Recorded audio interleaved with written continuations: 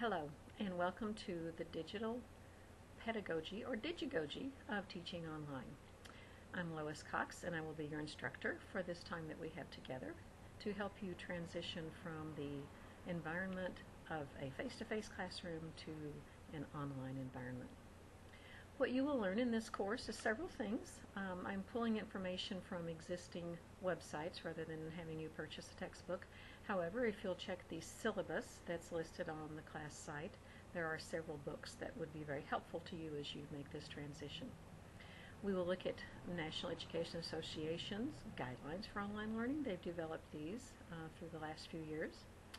An organization you might not be as familiar with is the International Association for K-12 Online Learning. They have developed guidelines for the online teacher, so we'll take a look at those and study those. There'll just be need-to-know information that we'll cover as you make this transition from the classroom of brick and mortar to the online classroom. There's just different skills you'll need to develop and different tools you need to use. So we'll spend a lot of time trying to develop those tools for you. We'll also do some community building that is so critical in an online class. Since they don't see each other face to face, then they need to feel like they're a part of this class. You will find, as I have in teaching online, that sometimes it actually is easier to get to know your students on a more intimate level through an online class. Because as you well know, students will write things in a virtual environment that they may not say to you face to face. We will also spend a little bit of time in Moodle, which is a content management system used by a lot of online learning schools because it is a free content management system. We won't spend a lot of time there, just enough for you to have a feel for what it would be like to create your class content. The way you will learn this is by being a student yourself in an online class. I just don't think there's any better way to understand what's going on than to see it from the student perspective. As you move through the class, you'll have frustrations, so will your students. You'll have successes, so will your students.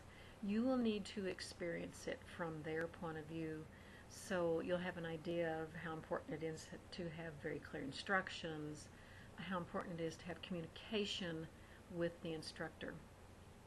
We'll be using a lot of Web 2.0 tools and other technologies, and I do plan on really trying to model through this course some of the things that you can use to make your course more effective with your students.